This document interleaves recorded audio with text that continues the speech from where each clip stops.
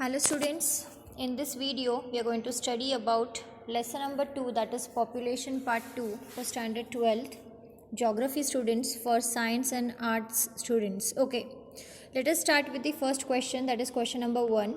Identify the correct correlation. So you have two statements, first is assertion, that is A, and reasoning, that is R. So the statement of assertion, you have to give a correct meaning and reasoning to your assertion statement in R. Okay, then and then only both A and R will be correct, otherwise you have to choose appropriate alternative. So the first question is assertion: increase in dependency ratio will affect the economy. And the second reasoning is medical costs are high when there are more elderly people in the population. So looking at this question, you can see that R is not giving any perfect reasoning to A. Okay, dependency ratio and medical cost, so those things are going to not relate much. It is not giving an exact reasoning to your assertion. So if there is an increase in dependency ratio, definitely it is going to affect more. Dependency ratio means what?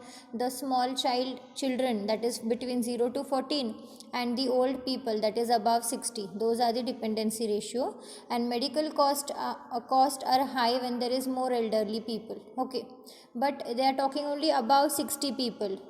We have to consider the people, the infant, the childrens which are between 0 to 14, even those are the dependencies which are dependent on the working age of population. So the answer is both A and R are correct, but R is not the correct explanation of A.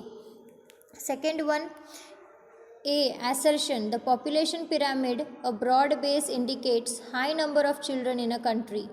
And the reasoning is broad apex is an indicator of high number of elderly in the country. So options are given to you. Now looking at this, you can say that both A and R, both the statements are exactly true, but R again is not giving any correct explanation to A. First sentence is dependent on the population pyramid broad base, and in the second they are talking about broad apex. Okay, and it is an indicator of high number only of elderly count. Okay, so they are not giving a correct explanation of A.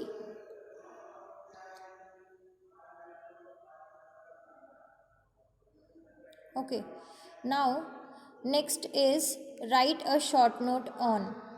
So here the short note is population growth and migration.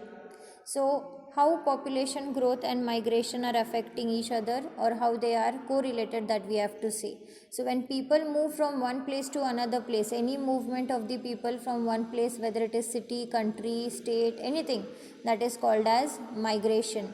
So the place from where the people go, okay, it is called as donor, and the place where the people go and reside, that is called as recipient. Okay, so because of migration there is always a change in the population. If two people from Pune, they move and they stay in Mumbai, then the population of Pune's region is going to be reduced by 2, but the population of Mumbai's region is going to be plus by 2. So this is how the change is there in the case of both donor as well as recipient region.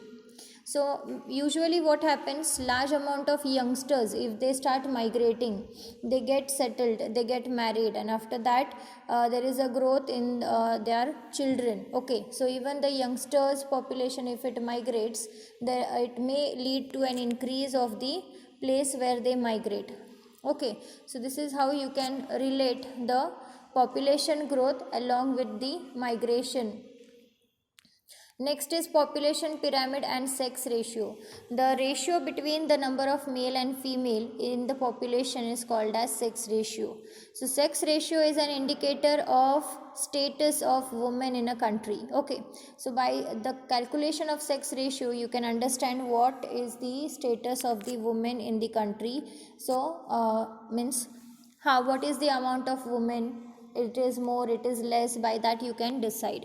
In population pyramid, X axis shows the percentage of population in a particular age group, and Y axis which is at the center. So we all know how to draw a population pyramid. Basically population pyramid में दो axis होते हैं, एक X और एक Y.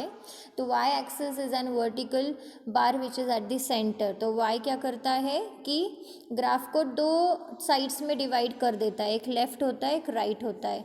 So at the right hand side you denote the female population, at the left hand side you denote the male population. So you need to write all the details about population pyramid and the formula for sex ratio. Next is occupation structure of population.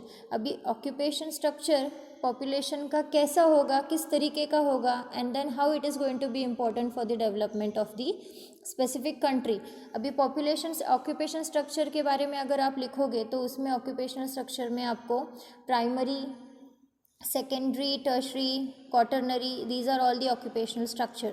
So you need to write that is what is primary. तो primary में what how many people are engaged, okay. तो what is secondary, which occupations comes under secondary, how it is going to increase the economy development. फिर है tertiary. So you need to write all about it, how many people are engaged, and then how it is going to help the development of the country. Next is literacy rate. अभी literacy rate के बारे में अगर हम बोलेंगे तो literacy is decided separately for each and every country. Okay, एक ही लिटरेसी की डेफिनेशन सारे कंट्रीज़ में अप्लाई नहीं होती है. Okay, so where in India basically it is known as any person who can read and write is considered as literate person. okay, तो India में read write as well as arithmetic calculation आना भी ज़रूरी है. Then and then only you can say yes this person is a literate person. ठीक है, तो nowadays large amount of people they are getting literate. In the old times the literacy rate was very very low.